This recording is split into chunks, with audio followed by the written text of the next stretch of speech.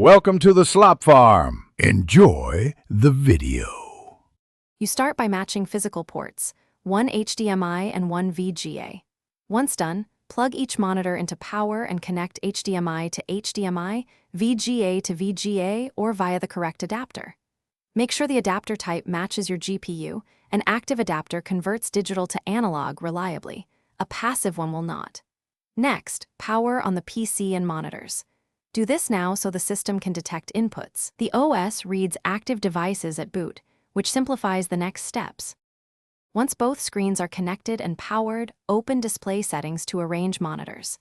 You should choose extend versus duplicate depending on workflow. Dragging displays matches their physical layout. Make one monitor primary for taskbar and apps. Then set each display's resolution to its native value and adjust refresh rate to avoid flicker. VGA often caps lower than HDMI.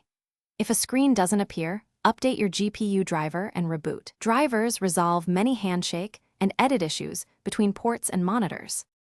You finish by confirming inputs on each monitor's on-screen menu. Make sure HDMI is selected on one and VGA on the other. Then drag a window between displays to verify the extend configuration and adjust scaling so UI elements appear correctly. Calibrate color if needed.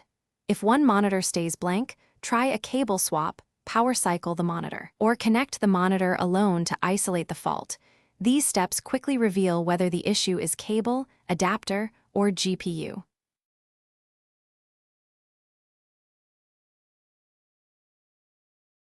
Thanks for watching. Consider subscribing if we helped you today.